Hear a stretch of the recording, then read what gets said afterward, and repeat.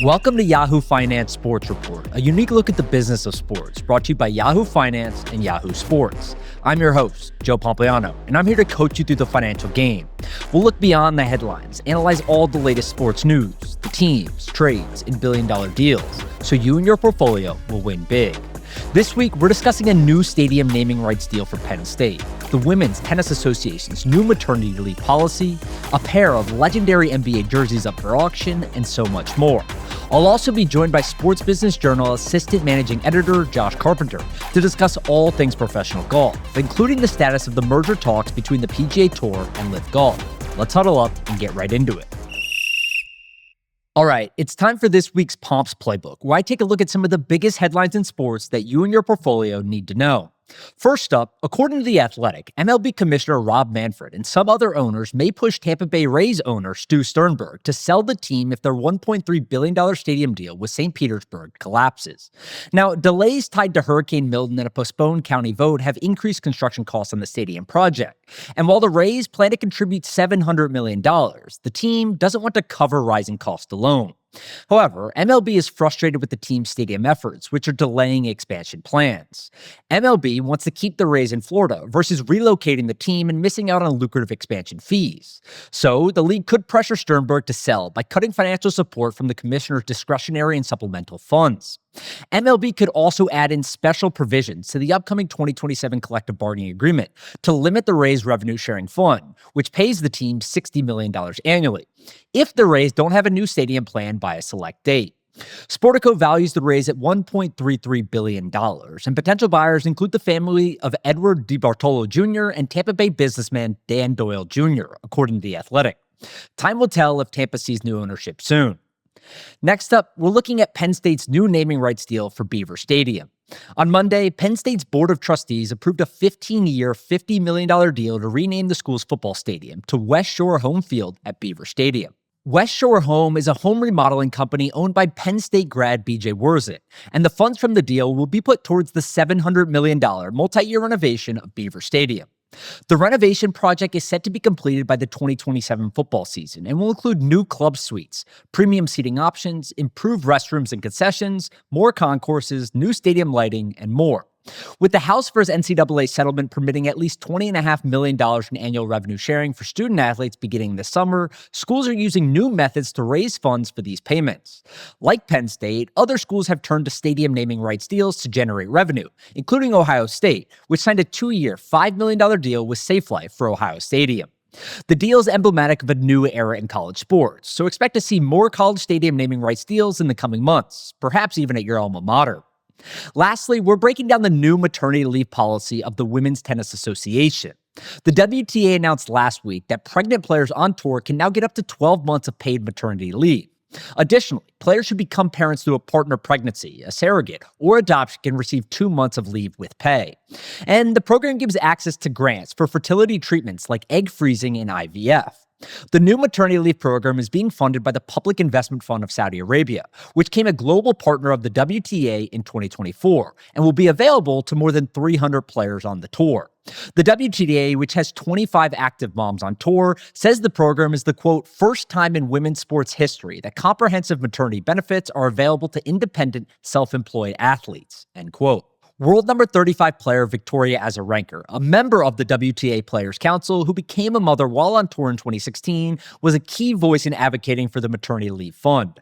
Azarenka believes that the new maternity benefits will give lower-ranked players and lower-earning players the flexibility they need as mothers instead of worrying about lost income from missed tournaments.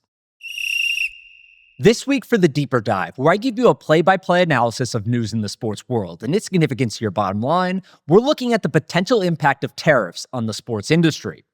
Tariffs are on the mind of everyone right now, with U.S. President Donald Trump using tariffs on more and more foreign imports. And like many industries, sports companies are now dealing with the potential effects of tariffs on their businesses. For example, golf equipment company Topgolf Callaway Brands, which uses parts from China for some of its products, is anticipating a $5 million headwind on its EBITDA this year. Additionally, Amer Sports, owner of Wilson Sporting Goods, generates 11% of its revenue via goods like balls and rackets from China.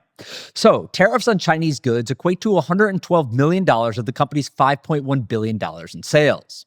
Although these aren't massive negative impacts on sales, Topgolf Callaway stock is down 25%, and Amer stock has fallen 13% in the last month alone. Tariffs could also impact sports in less obvious ways, including concession items sold at stadiums.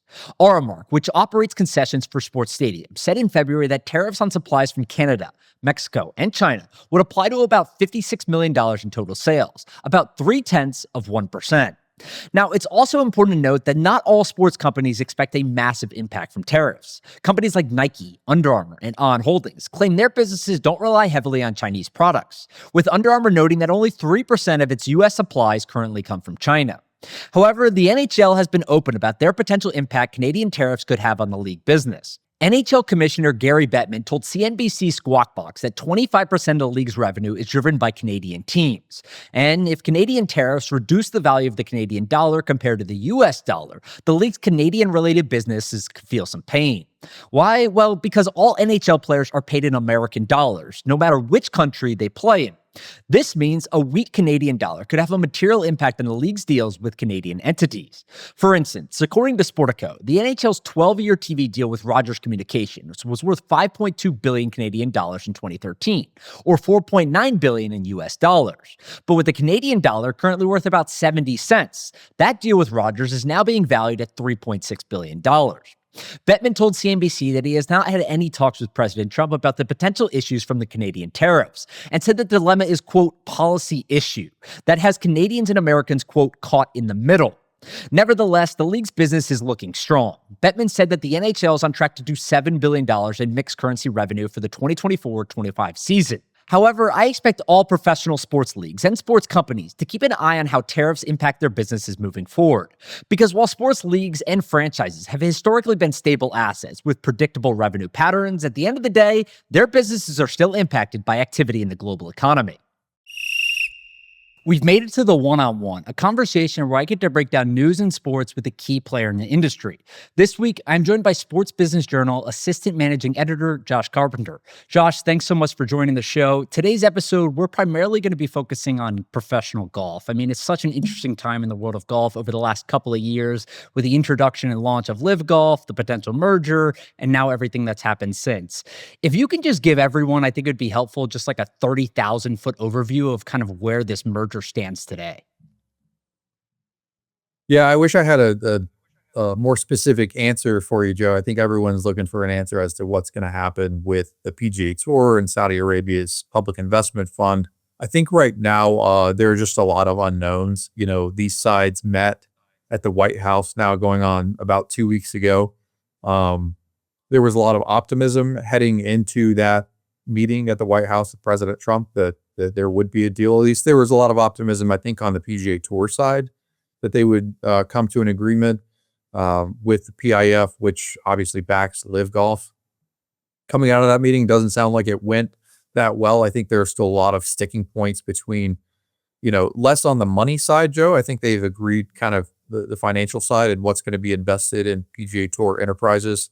It's more about what happens with Live Golf. How is that integrated? How are players allowed to play across both tours? As you know, right now, there's a strict kind of mandate that if you're on Live Golf, you're not playing on the PGA Tour as well. So Yasser Al-Rumayyan, who's the governor of the PIF, is a very strong proponent of Live Golf. He's a very strong proponent of the team aspect of golf.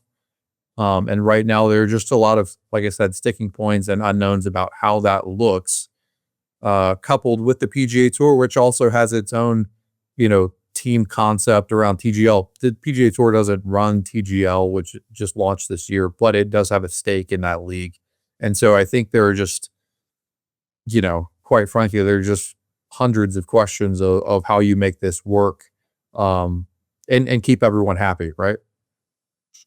Yeah, so there's a lot to unpack there, but let's start with the meetings with President Trump. I mean, he's obviously a huge golf fan. I think everyone knows that at this point, but it's sort of weird or unconventional to have a president kind of meddling in professional sports, specifically in the United States, when it comes to merger talks and things like that. What role exactly is he playing in this? Is it just DOJ approval? Is he actually trying to broker out some of the specifics and act as kind of a conduit between the two leagues? Like any insight there you can provide about why he's involved and so involved would be helpful.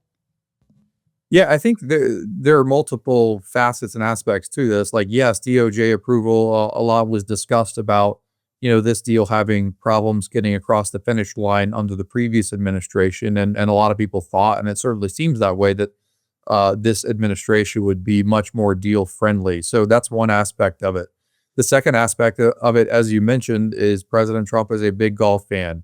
He owns many courses around the world. His courses have hosted PGA Tour events. They've hosted, big tournaments. They've hosted a fair amount of live tournaments, and now this is Live's fourth year, and they've gone to a fair amount of President Trump's courses. So I think it's a little bit of everything. He obviously wants to be seen as the person who brings pro golf back together.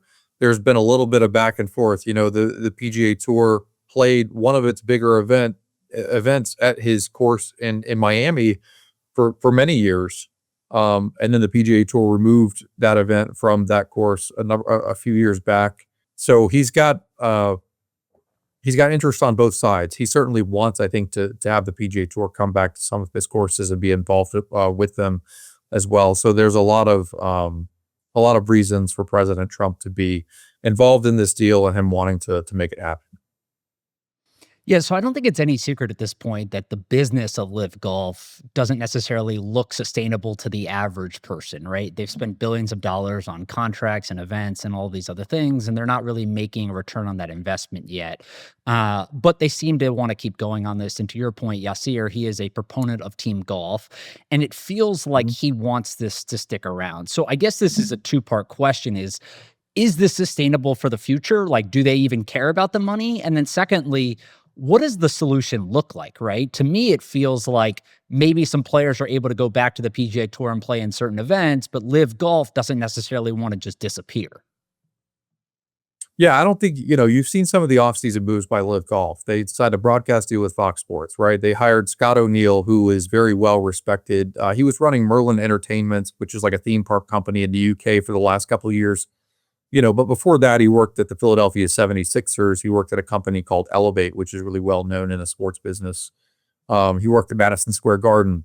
I mean, Scott O'Neill was like very highly regarded in sports business. So for them to hire an executive of his caliber to run this league, for them to sign an agreement with Fox Sports, it's not like those were signs that this league is planning on shutting down anytime soon, right? Now, as to its financial stability going forward, is it sustainable?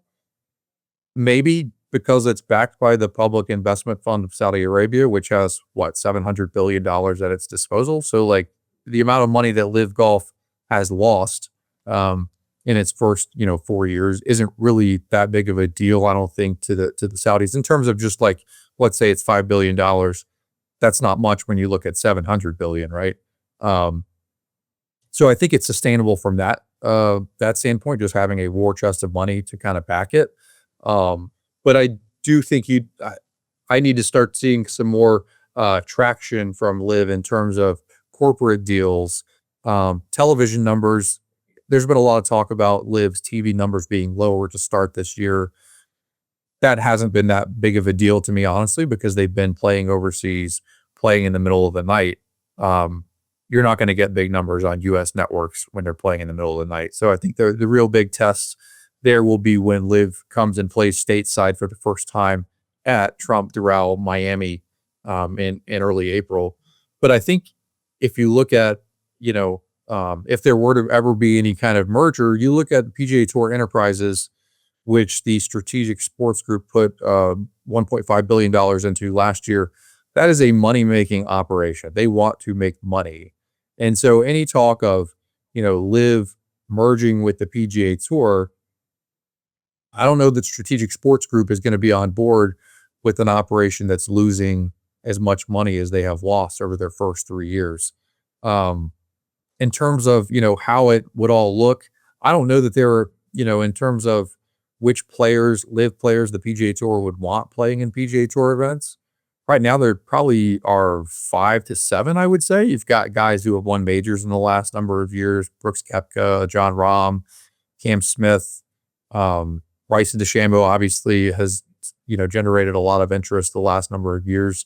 And then there are some other young up and coming players who I think the PGA Tour would do well to have those players competing on their tour.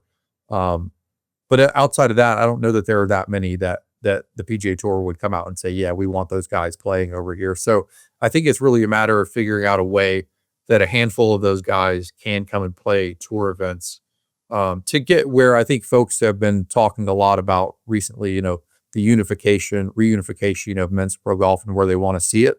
I think that's how you would maybe get there in the short term, at least. We've got to take a quick break, but we'll be back with more of my conversation with Josh Carpenter right after this.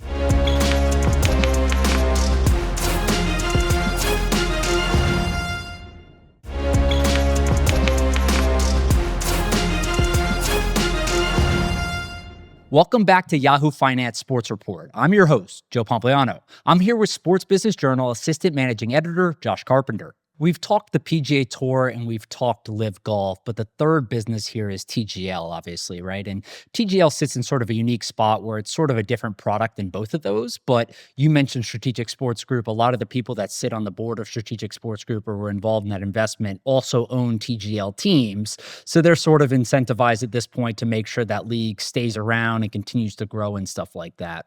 We're now nearing the end of TGL's first season. For those that don't know, this is Tiger Woods and Rory McIlroy's new indoor golf league. And I'm just curious kind of your opinion on how the first year went, right? Because if you look on one side, some people would say it was a failure because some of the matches on ESPN2 only averaged 2, 3, maybe 400,000 viewers. Viewership declined over the years. But on the other side, which I think is probably where I sit, was that it was a success because they averaged 5, 6, 700,000 viewers, potentially 1 million viewers for some of the bigger matches when they were on ESPN and stuff like that. The average age was obviously much younger than you would find on the PGA Tour and other U.S. professional sports leagues. But looking at the numbers from your seat and kind of examining the golf picture in general, what do you make of TGL's first season? I will say I was entertained by it, Joe. For me, it was something on a Tuesday night where if I'm at home and I've already got my 3-year-old son in bed and it's on, I'm probably going to watch it. On the flip side of that, if I'm doing something and I miss it, I'm not going to lose much sleep over it. So I thought it was additive. It was, I'm a big fan of getting on like golf Twitter and kind of scrolling and seeing people's comments about it. So from that standpoint, I thought it was fun. Their viewership numbers did decline kind of throughout the year. Those first couple matches you saw, like you said, 900,000, over 1 million for Tiger's first match, I believe, for the kind of novelty around TGL and people seeing what it was.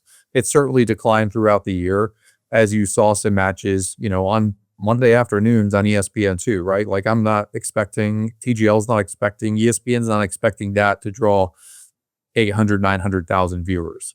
I think what TGL wanted to go back to ESPN at the end of the year, the end of their regular season, and say, hey, what we replaced on your programming windows last year with TGL, we gave you a viewership increase. Austin Karp, who covers ratings for us, had a story today which said that season long, TGL's numbers were 21% higher than the comparable windows on the ESPN networks last year in those same time slots. So I think from that perspective, it's a win. We reported going into the season that TGL's their kind of eyeball, kind of their the range that they were looking for from a viewership standpoint to average throughout the season was between 500,000 and 600,000 viewers. And their season average came out at, I think it was 515,000 viewers for the season. So from that standpoint, I think TGL would say they're pretty happy. It's been fairly, I would say, additive to the golf landscape in that you haven't had too many guys, say that, their PGA Tour play was really affected negatively by competing on TGL. Now, is that something that they're going to come out and say? Probably not. They're not going to come out and say, wow, this really hurt my play on the PGA Tour over the first quarter of the season. But I think by and large, it's been fairly additive. Doesn't seem like it's taking away too much from the week in, week out product on tour. And yeah, I think I've been entertained by it. Certainly there are tweaks that need to be made to the product heading into year two, but by and large, I've been, entertained with it. I think one thing that they need to figure out is, is this an entertainment product or is it a serious competition? There were nights where it was kind of tough for me to gauge where they were from that standpoint. You'd have guys hitting a shank and laughing about it and this sort of stuff. And then you'd have Marty Smith interviewing Patrick Cantlay after a match, comparing TGL to a major championship, right? And to me, that's kind of as a golf nerd, as a golf nut, questions like that kind of insult my intelligence a little bit. So I think they need to figure out what the product is.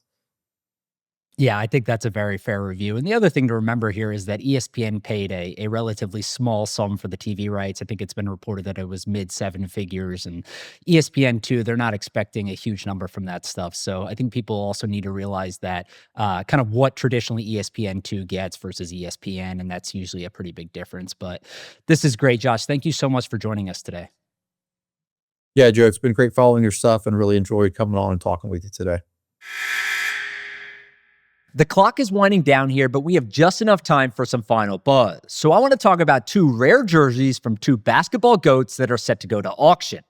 Last week, Sotheby's announced that it's putting up rookie jerseys worn by Michael Jordan and Kobe Bryant in their first NBA games for auction. Jordan's jersey comes from his 1984-85 rookie season and was worn in his first preseason game, while Bryant's jersey is from his 1996-97 rookie season and was worn in his first preseason and regular season games. The jerseys will be available for bidding starting on March 21st, but they will likely come at a steep price. Sotheby's expects the jerseys to sell for $10 million each because of their history and the fact that rookie memorabilia is rare for each athlete. Sotheby's considers Jordan's jersey to be a unicorn, and it is the only game-worn jersey from Jordan's rookie season to be photo-matched and put up for auction. Both Jordan and Bryant's jerseys were verified by a memorabilia authentication company called MyGray, with a photo matching process that compares high-resolution photos and videos to specific markings and unique characteristics of the jerseys to ensure their authenticity. Jordan's jersey was photo matched to his preseason debut game on October 5th, 1984 in Illinois, while Bryant's jersey was photo matched to his first NBA Media Day as well as his debut preseason and regular season games in 1996. Sotheby says it has a recent surge in customer interest for rookie memorabilia, and the combined $20 million in auction sales expected for these two items shows just how much diehard collectors are willing to pay for rare rookie collectibles, even in a turbulent economy. We're all out of time, so it's officially game over for this week. Thank you so much to Josh Carpenter and all of you for joining us. Make sure to tune into Yahoo Finance Sports Reports on Thursdays at 5 p.m. wherever you get your podcast. I'm your host, Joe Pompliano. See you next time.